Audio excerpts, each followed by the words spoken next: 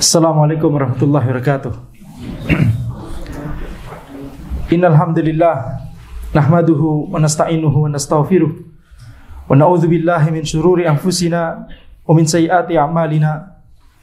May yahdihillahu fala mudhillalah wa may yudlil fala hadiyalah.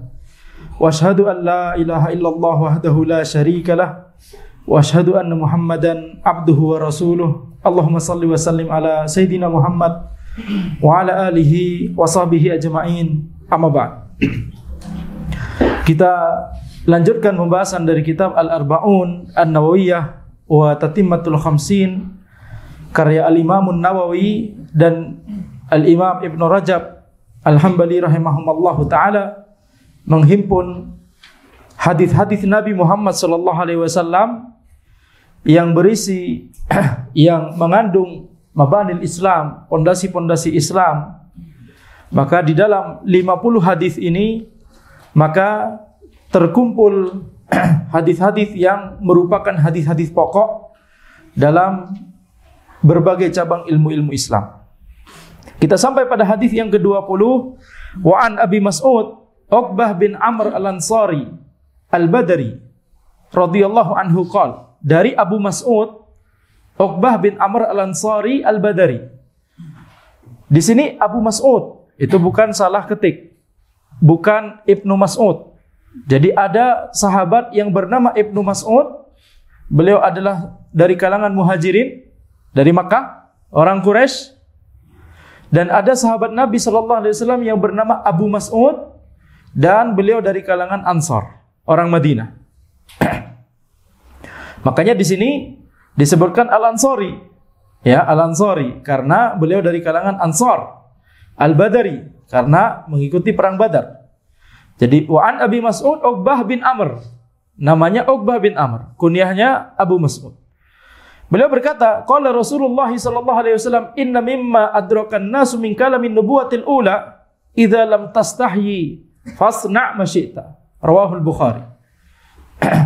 Sesungguhnya kata Nabi SAW, Nabi Muhammad SAW bersabda, sesungguhnya yang tersebar di tengah-tengah manusia dari perkataan kenabian yang terdahulu itu adalah perkataan idza lam tastahyi fasna' ma syi'ta.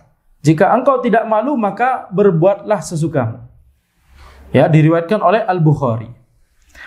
Maka di sini Nabi Muhammad SAW bersabda bahwa ini adalah perkataan yang tersebar di tengah-tengah manusia yang didapat dari perkataan para nabi yang terdahulu, an-nubuwatil ula, para nabi yang terdahulu yang yakni dulu sekali.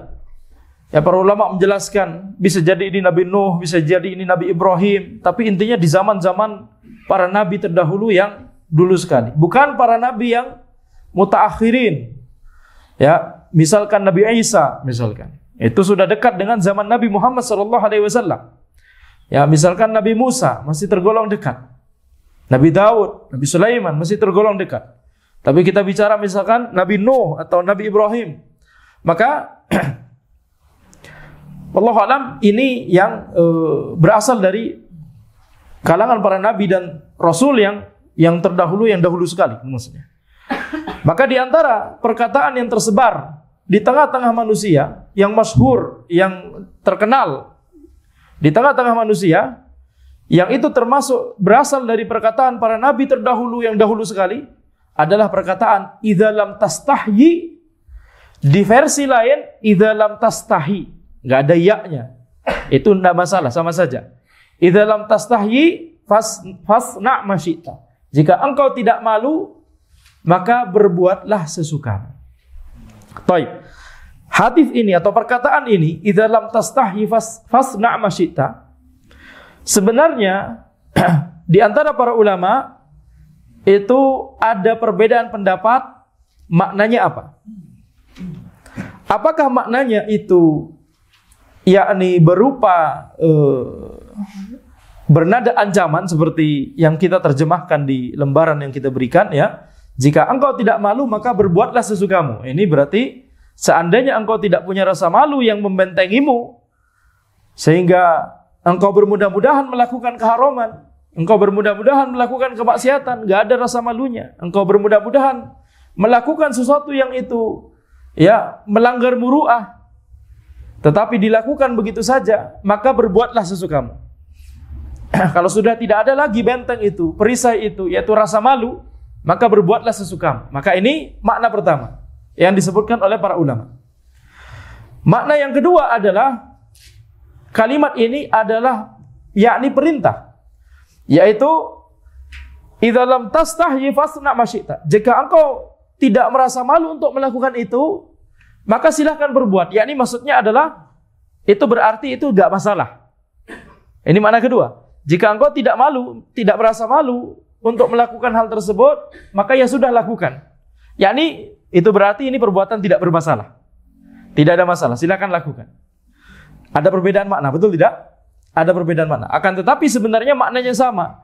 Yaitu sama-sama yakni mengakui bahwa rasa malu itu adalah benteng yang melindungi seseorang supaya dia itu tidak terjerumus kepada keharaman. Jadi ada perbedaan makna antara di kalangan para ulama dalam memaknai perkataan ini, tapi mungkin makna yang masyhur di terjemahan-terjemahan begitu ya, dan di penjelasan para ulama itu adalah makna yang pertama yang kita sebutkan, yaitu ini adalah berupa yakni ancaman. Ya, kalau misalkan engkau sudah tidak punya rasa malu lagi, maka silakan berbuat sesukamu.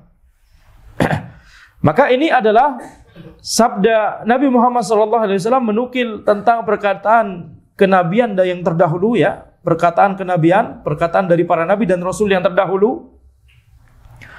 Maka ini menunjukkan kepada kita ya bagaimana Islam itu yakni diberikan keistimewaan oleh Allah Subhanahu wa taala. Allah Subhanahu wa taala memberikan keistimewaan kepada Islam. Tentunya agama seluruh nabi dan rasul, dari Nabi Adam alaihissalam, dari Nabi Nuh alaihissalam, dari Nabi Ibrahim alaihissalam, kemudian Nabi Musa, Nabi Isa atau yakni yang apa namanya di bahasa lain, bahasa Inggris misalkan, itu disebutnya Jesus ya. Nabi Isa alaihissalam sampai Nabi Muhammad sallallahu alaihi wasallam, agama dari mereka semuanya adalah sama. Ya, semuanya itu mendakwahkan untuk mentauhidkan Allah dan melarang untuk berbuat kesyirikan kepada Allah. Wa laqad ba'atsna fi kulli ummatin rasula an i'budullah wajtanibut taghut. Sesungguhnya Allah Subhanahu wa taala mengutus kepada setiap umat seorang rasul yang mendakwahkan, yang menyeru kaumnya untuk mengatakan, untuk melakukan yakni mentauhidkan Allah. Ubudullah wajtanibut taghut. Beribadahlah kalian kepada Allah dan jauhilah kesyirikan. Ya, maka ini adalah seluruh nabi dan rasul, agamanya sebenarnya semuanya sama, yaitu Islam. Akan tetapi agama dari nabi dan rasul sebelumnya, sebelum Nabi Muhammad SAW itu ya tidak terjaga, memang tidak dijaga oleh Allah Subhanahu wa taala. Lama kelamaan diubah oleh pengikut-pengikutnya. Lama kelamaan diubah. Jadi para sahabat nabi dan rasul, sahabatnya Nabi Musa, sahabatnya Nabi Isa masih lurus. Akan tapi setelah datang orang-orang berikutnya, generasi berikutnya, kemudian datang lagi generasi berikutnya, itu kemudian diubah, banyak perubahan. Sehingga ya kitab suci yang sampai kepada kita, Taurat yang sampai kepada kita sekarang, Injil yang sampai kepada kita sekarang, itu sudah tidak sama seperti Taurat dan Injil yang Allah wahyukan kepada, kalau Taurat kepada Nabi Musa alaihissalam, kalau Injil kepada Nabi Isa alaihissalam. Adapun kitab suci yang Allah wahyukan kepada Nabi Muhammad SAW yaitu Al-Quran, maka ini adalah dijaga oleh Allah Subhanahu wa taala. Ya, dijaga oleh Allah Subhanahu wa taala, dan sabda Nabi Muhammad SAW itu juga dijaga. Karena perkataan Nabi SAW itu menjelaskan Al-Quran. Ya, sebagaimana perkataan para nabi dan rasul sebelumnya itu menjelaskan kitab suci yang Allah wahyukan kepada mereka. Seperti Nabi Musa alaihissalam diturunkan yakni Taurat kepada Nabi Musa alaihissalam, maka Nabi Musa alaihissalam juga menjelaskan Taurat. Jadi perkataan Nabi Musa, hadisnya Nabi Musa, itu juga menjelaskan Taurat. Akan tetapi perkataannya Nabi Musa tidak dijaga oleh Allah Subhanahu wa taala karena hikmah. Ya, karena adanya hikmah, yaitu Nabi Musa alaihissalam bukan nabi terakhir. Jadi ketika ajaran itu mulai diubah-ubah oleh generasi setelahnya, diutuslah nabi berikutnya untuk meluruskan ya ajaran itu kembali menjadi Islam yang murni, menjadi tauhid yang murni, yang bersih dari kekufuran dan kesyirikan dan penyimpangan. Ketika Nabi Isa misalkan ya diturunkan kitab Injil, maka Nabi Isa alaihissalam menjelaskan Injil. Nah, hadisnya Nabi Isa itu menjelaskan Injil. Akan tapi lama-kelamaan hilang. Lama-kelamaan hilang. Sehingga kita lihat perkataan Nabi dan Rasul sebelumnya. Di sebuah hadis disebutkan jumlah Nabi dan Rasul totalnya adalah 124.000. Tapi kita lihat sebelum Nabi dan Rasul, sebelum Nabi Muhammad SAW, apakah kita mengetahui perkataan para Nabi dan Rasul sebelum Nabi Muhammad SAW? Tidak. Kecuali ini yang disebutkan oleh Nabi Muhammad SAW. Nabi Muhammad SAW menjelaskan ini di antara perkataan Nabi dan Rasul sebelumnya, terdahulu, bahkan dahulu sekali. Yaitu apa? Idza lam tastahyi fasna masyita. Jika engkau tidak malu, maka berbuatlah sesuka. Mengapa sabda Nabi Muhammad SAW terjaga? Karena adanya sanad. Karena adanya jalur periwayatan. Ya seperti ini. Ya ini diriwayatkan dari Abu Mas'ud Uqbah bin Amr. Nah ini tapi nggak lengkap, betul tidak? Sanadnya tidak disebutkan secara lengkap oleh Al-Imam Nawawi di kitab Arba'in. Kenapa? Karena ini kitab ringkas, kitab untuk dihafalkan. Tapi di situ sudah ada nomornya, diriwayatkan oleh Al-Bukhari. Nomor berapa di situ? 3483. Ya, bisa dicek sendiri di Sahih Bukhari. Ya, di situ muncul sanad yang secara lengkap begitu ya. Maka ini bentuk penjagaan Allah Subhanahu wa taala. Dengan adanya sanad tersebut, maka kita bayangkan di zaman dahulu, setiap ulama ketika mengabarkan kepada orang, ketika menyampaikan kepada ulama lain atau orang lain bahwa Nabi Muhammad SAW bersabda begini. Misalkan, "Ma min rajulin yuznimu dzamban fayatawadda fa yusinul wudu, thumma yusalli rak'atain fa yastaghfirullah azza wajal illa ghufiralah." Ya, tidaklah ada seseorang yang berdosa kecuali kemudian dia berwudu, dia memperbagus wudunya, kemudian dia sholat 2 rakaat. Dohirnya adalah sholat sunnah. Kemudian dia beristighfar kepada Allah, minta ampunan kepada Allah, Allah akan ampuni dosanya. Ajib. Allah Maha Pemurah. Allah Maha Penyayang kepada hamba-hambanya. Ya. Tetapi kita lihat hambanya mau bertaubat kepada Allah atau tidak? Betul tidak? Nah. Jadi hadis ini misalnya, maka para ulama zaman dulu tidak langsung percaya. Ya. Sebutkan rijalmu, sebutkan orang-orang yang meriwayatkan hadis tersebut. Maka disebutkan ya, di antara sanad yang menuju kepada hadis tadi misalkan hadis tadi diriwayatkan oleh Waqi', haddatsana Waqi', qala haddatsana Sufyan, ini Sufyan Ats-Tsauri, an Utsman ibn al-Mughirah Ats-Tsaqafi, an Ali bin Rabi' al-Walibi, an Asma' bin al-Hakam al-Fazari, an Ali radhiyallahu anhu. Ya, kemudian Ali radhiyallahu anhu berkata bahwa kuntu idza sami'tu min Rasulillah sallallahu alaihi wasallam haditsan nafa'ani Allah bima syaa minhu. Wa idza haddatsani fastahlifuhu. Wa idza haddatsani anhu ghairu fastahlaftuhu. Wa idza halafa li saddaqtuhu. Wa inna Abu Bakar radhiyallahu anhu haddatsani wa sadaqa Abu Bakar annahu sami'a an-nabi sallallahu alaihi wasallam qala. Nah, baru kemudian Abu Bakar menyampaikan hadis yang barusan. Jadi Ali radhiyallahu anhu berkata, aku ketika mendengar sebuah hadis dari Rasulullah sallallahu alaihi wasallam, maka aku mengambil manfaat dari hadis tersebut sesuai dengan apa yang Allah kehendaki. Allah akan membukakan ilmu ketika aku mendengar hadis langsung dari Rasulullah sallallahu alaihi wasallam, maka Allah akan memberikan ilmu tersebut, aku mengambil manfaat dari ilmu tersebut. Akan tapi wa idza haddatsani anhu ghairi, akan tapi ketika ada orang lain yang memberikan hadis tersebut kepadaku, yakni aku tidak mendengarnya langsung dari Nabi Muhammad sallallahu alaihi wasallam, fastahlaftuhu, maka aku minta dia bersumpah. Minta bersumpah. Ali minta dia bersumpah. Apakah engkau bersumpah ini engkau mendengar dari Rasulullah sallallahu alaihi wasallam? Wa idza halafa li saddaqtuhu. Dan kalau dia bersumpah maka aku akan membenarkannya. Ya thaib, berarti ini dari Nabi Muhammad sallallahu alaihi wasallam. Kemudian Wa inna Abu Bakar radhiyallahu anhu haddatsani. Abu Bakar meriwayatkan hadis kepadaku dan Abu Bakar benar, yakni zahirnya adalah Ali minta Abu Bakar juga bersumpah. Apakah antum mendengar dari Nabi Muhammad sallallahu alaihi wasallam ini?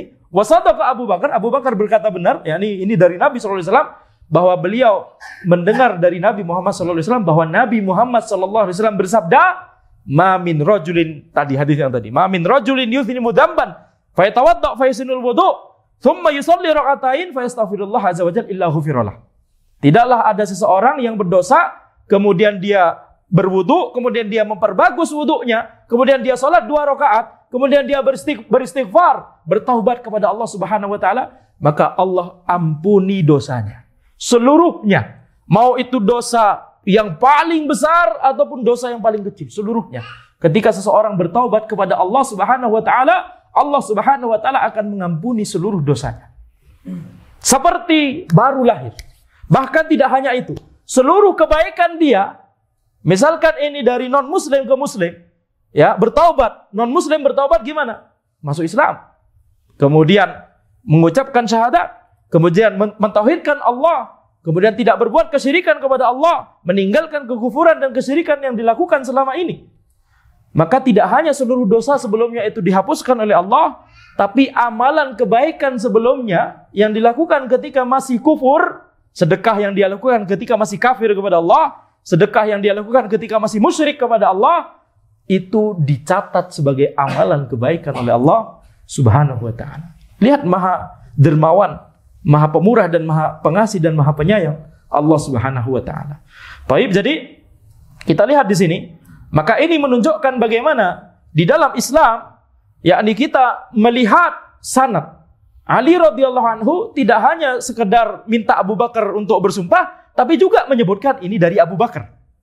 Kemudian Ali menyampaikan itu kepada siapa sanadnya? Asma' bin al-Hakam al-Fazari.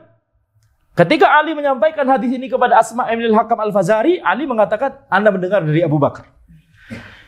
Dan Ali tidak meriwayatkan hanya kepada Asma' bin al-Hakam al-Fazari, kepada orang-orang lain.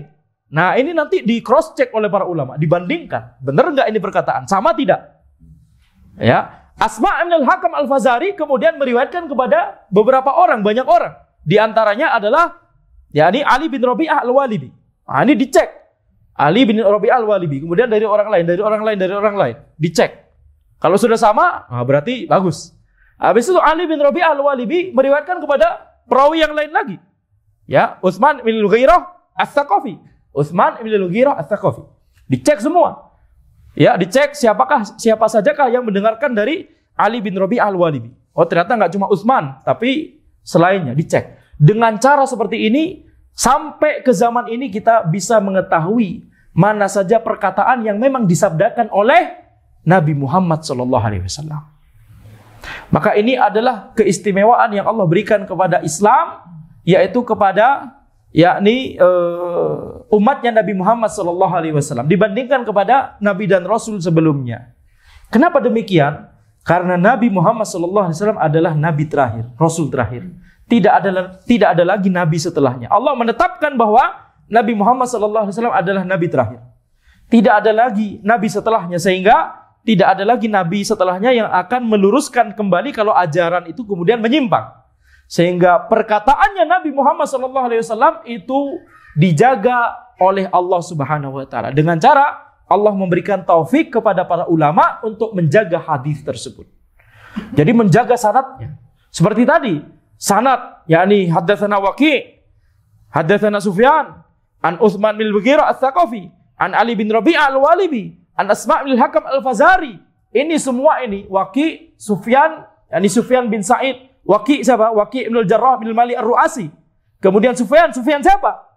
Harus jelas. Sufyan bin Sa'id bin Masruq Ats-Tsauri, bukan Sufyan bin Uyainah. Sufyan bin Sa'id bin Masruq Ats-Tsauri. Kemudian dari siapa? Dari Utsman bin Al-Ghirah Ats-Tsaqafi, dari Ali bin Rabi'ah al-Walibi, dari Asma' bin al-Hakam al-Fazari. 5 sebelum nanti kepada sahabat yaitu Ali radhiyallahu anhu.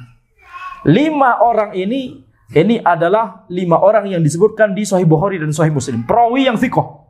Kecuali Asma' bin al-Hakam al-Fazari. Asma' bin al-Hakam al-Fazari tidak ada di Sahih Bukhari dan tidak ada di Sahih Muslim, akan tapi ada di kitab-kitab sunan. Yani thiqah juga. Sehingga sanad ini adalah sanad yang thiqah, sanad yang terpercaya. Thiqah itu terpercaya, kuat, yakni. Sehingga kita yakin bahwa sabda Nabi SAW tadi itu adalah sabda yang benar diucapkan oleh Nabi Muhammad SAW. Baik. Jadi kita lihat di sini, ini adalah bagaimana Allah Subhanahu wa taala menjaga agama ini, yaitu dengan cara memberikan taufik kepada para ulama untuk menjaga hadis Nabi Muhammad SAW. Jadi di sini perkataan Nabi dan Rasul sebelumnya itu kita tidak bisa mendapatkan, yakni secara yakin, tidak bisa kita mengetahui perkataan Nabi dan Rasul sebelumnya. Perkataannya Nabi Isa, perkataannya Nabi Musa, perkataannya Nabi Ibrahim, perkataannya Nabi Musa, Nabi Nuh, dan seterusnya. Kecuali yang memang ada sanadnya, dan itu yakni misalkan disabdakan oleh Nabi Muhammad SAW. Misalkan Nabi Muhammad SAW menceritakan tentang Nabi Ibrahim misalkan, atau Nabi Muhammad SAW menceritakan tentang, yakni misalkan ini perkataan yang berasal dari para nabi dan rasul terdahulu. Idza lam tastahyi fasna' ma syi'ta. Jika engkau tidak malu, maka berbuatlah sesukamu. Maka rasa malu itu adalah bagian dari iman, salah satu cabang dari iman. Nabi Muhammad SAW bersabda, al-imanu bid'un wa sittuna syu'bah, atau bid'un wa sab'una syu'bah. Iman itu ada 60 sekian atau 70 sekian cabang.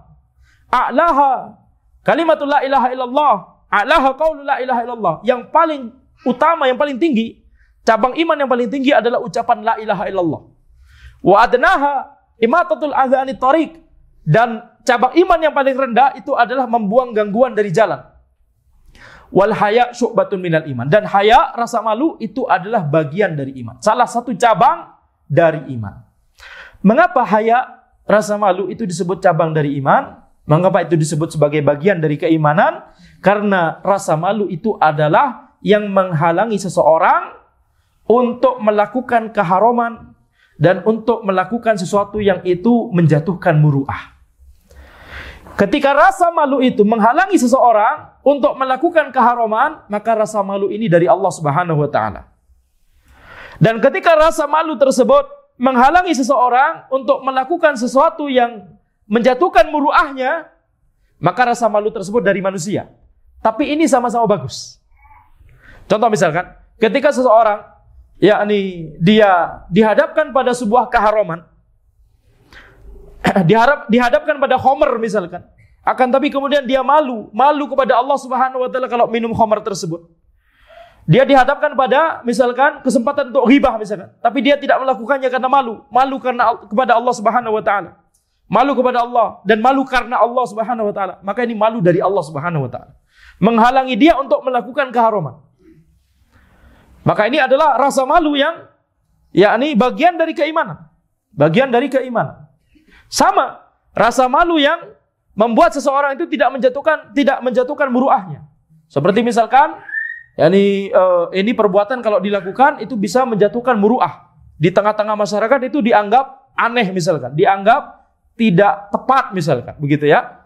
Seperti misalkan mengucapkan perkataan-perkataan yang itu sebenarnya mungkin mubah saja di tempat lain, tapi di tempat itu menjatuhkan muruah. Misalkan, sehingga orang tersebut malu kalau didengar orang, dilihat orang melakukan hal tersebut. Walaupun sebenarnya hukum asalnya mungkin mubah, di tempat lain biasa-biasa saja, ya. Tapi di tempat itu kalau diucapkan atau dilakukan ini malu. Dia malu kepada orang lain sehingga dia tidak melakukannya. Ini kebaikan juga, ini tidak masalah, ini bagus juga berarti. Apa contohnya kira-kira? Mengatakan apa kira-kira misalkan? Jujurli, misalkan. Itu menjatuhkan muruah atau tidak? Hah? Ya? Ya nggak tahu, ya. Nggak tahu, tapi terdengar aneh saja, betul tidak? Kalau mau bilang jujur ya jujur saja. Kalau mau bilang sincerely. Tapi kalau digabung jujurli, ya aneh, betul tidak? Baik, jadi ya intinya adalah sesuatu yang itu menjatuhkan muruah. Kalau di zaman dahulu misalkan zamannya para perawi hadis, maka sekedar makan di pinggir jalan itu bisa membuat seseorang perawi hadis tidak diterima hadisnya. Kalau dia menyampaikan Nabi Muhammad SAW bersabda, misalkan ini dia meriwayatkan hadis, berarti meriwayatkan hadis kepada generasi berikutnya, kepada murid-muridnya. Kalau dia kedapatan makan di pinggir jalan, hadisnya ditolak semua. ini dia melakukan sesuatu yang melanggar muru'ah. Karena muru'ahnya di zaman itu para ulama kalau ketahuan ketahuan makan di pinggir jalan itu muru'ahnya jatuh. Ya, muru'ahnya jatuh. Ya, kalau di zaman ini kira-kira gimana? Makan di pinggir jalan? Tidak masalah insya Allah, betul tidak? Suatu hal mungkin di Indonesia, nggak tahu kalau di negara lain, tapi mungkin secara keumuman, alhamdulillah di zaman ini ya ini nggak ada lagi seperti itu, betul tidak? Jadi yang namanya urf, yang namanya kebiasaan berubah-ubah dari zaman ke zaman, dari tempat ke tempat, tidak masalah. Tetapi ketika kita berada di suatu tempat, maka jangan melakukan sesuatu yang bisa menjatuhkan muru'ah. Jangan melakukan sesuatu yang melanggar urf. Sebisa mungkin kita jangan lakukan. Kenapa? Karena itu akan menjatuhkan muru'ah kita, menjatuhkan wibawa kita, menjatuhkan kehormatan kita bisa jadi. Akan dibicarakan oleh orang lain. Nah, yang menghalangi kita untuk tidak melakukan hal tersebut itu rasa malu dari manusia. Tapi kalau itu mengantarkan kepada terjaganya muru'ah seorang muslim, ini terpuji. Ya, ini juga terpuji kata para ulama. Jadi tidak masalah. Baik.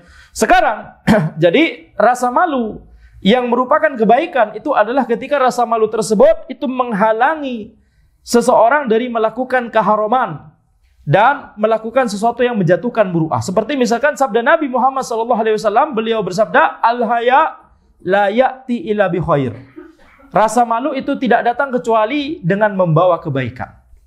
Jadi rasa malu itu adalah sumber dari kebaikan. Bahkan disebutkan bahwa rasa malu itu adalah akhlaknya umat Nabi Muhammad SAW ini. Ya, setiap umat memiliki keistimewaan akhlak masing-masing. Dan keistimewaan akhlaknya umatnya Nabi Muhammad SAW itu adalah rasa malu. Nah, tetapi di sini harus ada catatan, yaitu apa? Tidak semua rasa malu itu terpuji. Tidak semua rasa malu itu adalah bagian dari keimanan. Akan tapi sebagian rasa malu itu ada yang tercela. Rasa malu yang seperti apa? Rasa malu yang yakni menghalangi seseorang dari kebenaran. Menghalangi seseorang untuk melakukan kebaikan. Contoh misalkan, ketika seseorang tersebut malu kalau dia datang ke majelis ilmu tersebut, waduh, malu sekali. Yang lain muda-muda, saya sendiri yang tua, misalkan begitu ya. Misalkan. Atau malu misalkan yakni, waduh, itu semuanya ilmunya sudah pada bagus-bagus, saya sendiri yang kayaknya awam sendiri nih. Nah, ini rasa malu yang tercela. Kenapa? Rasa malu tersebut menghalangi dia untuk meraih kebaikan, menghalangi dia untuk menuntut ilmu syar'i. Misalkan dia sudah lama nggak ke masjid, nanti habis itu dia kepikiran, dia pengen ke masjid sholat 5 waktu lagi, tapi kemudian kepikiran, nanti kalau disindir gimana? Nanti kalau Masya Allah antum akhirnya kelihatan di masjid, misalkan dibilangin gitu gimana? Nah, ini kepikiran-kepikiran seperti ini, malu yang seperti ini malu yang tercela. Ya, harusnya kita tidak memikirkan apa yang diucapkan dan dikatakan oleh orang lain. Tapi kita harus memikirkan apa yang dinilai oleh Allah Subhanahu wa taala. Bagaimana kita di sisi Allah Subhanahu wa taala. Ya. Jadi rasa malu yang menghalangi seseorang untuk rujuk kepada kebenaran, untuk menuju kepada kebenaran, untuk melakukan kebaikan, ini rasa malu yang tercela. Ketika seseorang misalkan sudah mengeluarkan pendapat yang salah, misalkan berfatwa yang salah misalkan, atau mengeluarkan pendapat yang menyimpang misalkan, kemudian ternyata salah, kemudian ternyata dinasihati, kemudian dia tidak mau karena kenapa? Malu, nanti gimana? Apa kata orang? Misalkan, kalau ana misalkan ya menganulir perkataan ana kemarin misalkan, ini rasa malu yang tercela. Jadi rasa malu itu yakni ada rasa malu yang terpuji dan ada rasa malu yang tercela. Rasa malu yang terpuji itulah al-haya. Rasa malu yang tercela itu biasanya disebut yakni khojal atau bahkan juban, pengecut. Yakni pengecut untuk mengakui bahwa sebelumnya salah, ya, dan ini kita rujuk kepada kebenaran karena kita lebih mencintai kebenaran daripada perkataan manusia dan pandangan manusia. Baik. Jadi al-haya itu syu'batun minal iman. Rasa malu itu adalah bagian dari keimanan. Makanya di sini Nabi Muhammad SAW mengajarkan perkataan para nabi sebelumnya, idza lam tastahyi fasna' masyita. Jika engkau tidak malu, maka berbuatlah sesukamu. Yakni rasa malu itu harus menjadi benteng, harus menjadi perisai bagi seseorang supaya dia tidak terjerumus kepada keharaman, supaya dia tidak diserang oleh yakni panah-panah kemaksiatan dan seterusnya. Baik. Sudah kan? Itu adzan. Hah? Adzan ya? Masya Allah. Ini baru mukaddimah. Ya, taib. Mungkin tidak masalah. Insya Allah kita mungkin lanjutkan di majelis yang lain kalau misalkan kita butuh penjelasan yang lebih panjang tentang hal ini. Intinya adalah kita simpulkan bahwa rasa malu itu ada dua, yang terpuji dan yang tercela. Yang terpuji adalah yang membuat kita terhalangi dari keharuman dan kemaksiatan. Yang tercela adalah yang menghalangi kita dari melakukan kebaikan atau ya kembali kepada kebenaran. Dan akan tetapi kita lihat rasa malu yang terpuji itu bahkan disebutkan di hadis itu adalah bagian dari iman. Semakin seseorang itu tebal rasa malunya, rasa malu yang terpuji ini, maka semakin tinggi keimanannya. Maka ini yang kurang di zaman ini. Ya, kita lihat kaum muslimin joget-joget di sosial media, di aplikasi, nggak perlu disebut namanya. Ya, betul tidak? Joget-joget lah, inilah, itulah dan seterusnya. Itu tidak ada rasa malu. Nah, ini berbahaya. Karena apa? Menjatuhkan muru'ah, jatuh kepada keharuman, ya, kemudian yakni kefasikan bisa jadi dan seterusnya.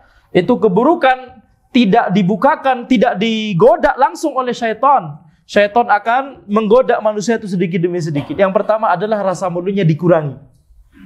Yang awalnya malu untuk misalkan melakukan sesuatu yang haram, awalnya malu sekali, rasa malu dikurangi sedikit-sedikit. Ini kan sudah biasa. Ini kan sudah banyak dilakukan oleh manusia.